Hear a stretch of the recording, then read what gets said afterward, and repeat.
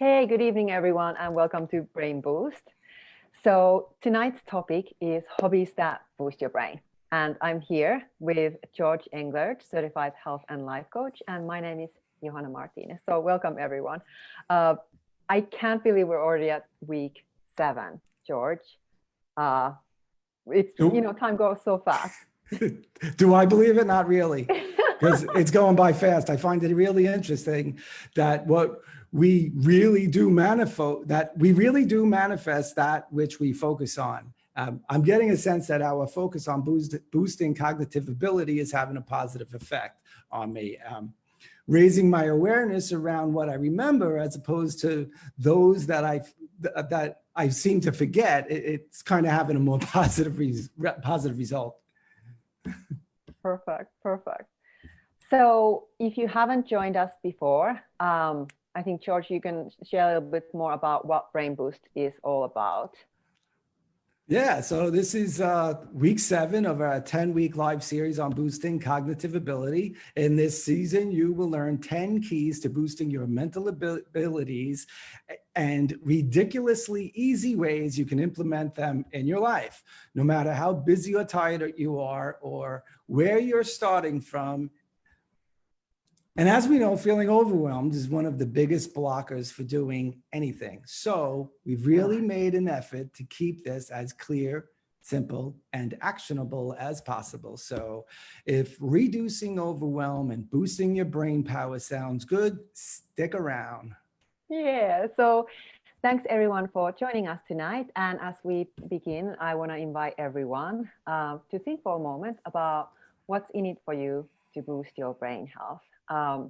So what's important for you personally about having mental acuity, a sharper mind, more focus, more clarity, all of these things, more brain power. So take a moment to think about what's important that for you, or important about that for you personally, because having the clarity about what's in it for you to, stay committed to take small action toward boosting your brain, that's going to really help you follow through and motivate you to take the small actions, to make the small shifts, and then stay committed to that in your life, right? So it's really helpful to first get connected on, what do you get out of this, right?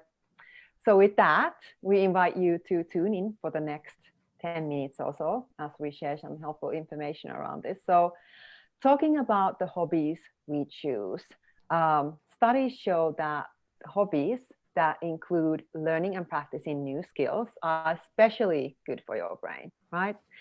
So on a physiological level, practicing new skills, it does 2 things for your brain, right? So practicing new skills, so it increases the white matter in your brain, the myelin, right? So it increases the density, and so it's kind of like, growing muscles. If that's the muscle in your brain, it's helping you grow that muscle and make it more dense, right? So that's beneficial, right? And this has been shown to improve your performance on a number of tasks, right? So this has been thoroughly studied. So practicing new skills helps you grow your brain muscles, right? And also practicing new skills, that process, it stimulates the neurons in your brain, and it creates more pathways for the electrical impulses to travel through, and also it helps those electrical impulses to travel through those pathways faster, right?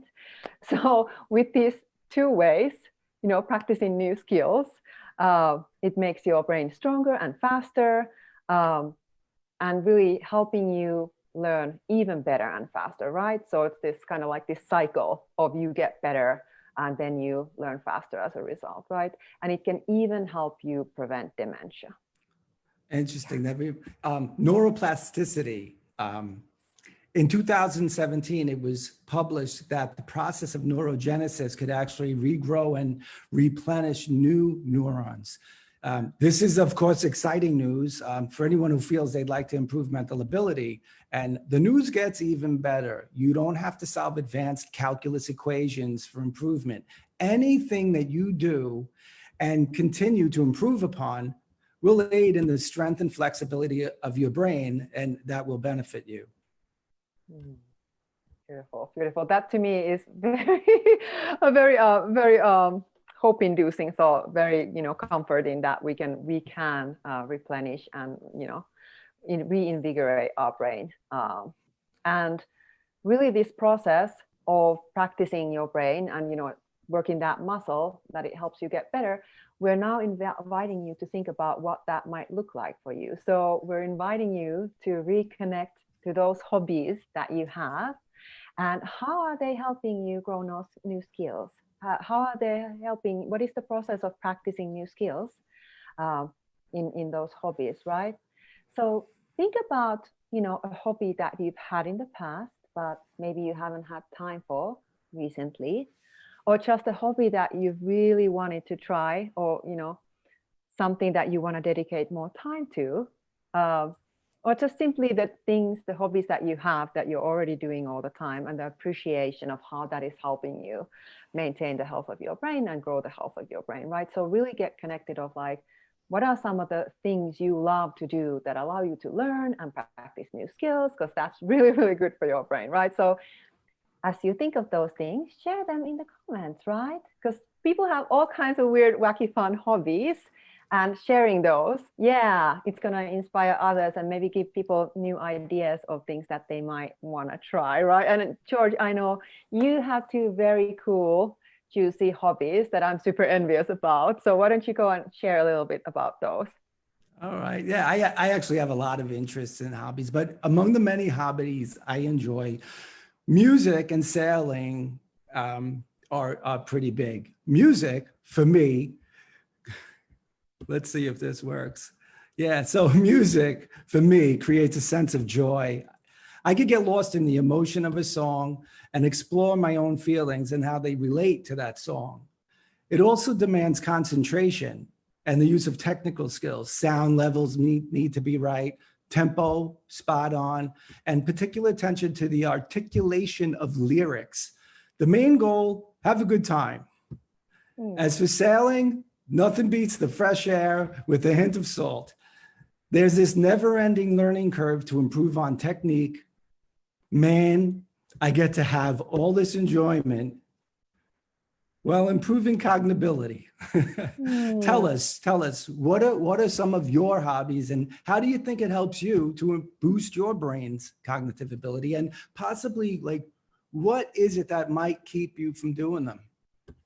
Oh, that's a great question to add there. Yeah. I think that might be a blocker for a lot of people. Finding the time, like really finding the time to invest in those things that are meaningful to you personally, right? But I want to mention about, the things you shared. You shared a lot of things that you're learning and you're practicing in the process of music and sailing. And there are also a host of other things that came to my mind that you probably are learning and practicing, like managing a crew perhaps and things like this. So these are so interesting for us all to learn because yeah, it's just all new ideas and possibilities for us. When we see somebody like us do cool, amazing things, it inspires us and makes us feel like it's a possibility for us as well, right?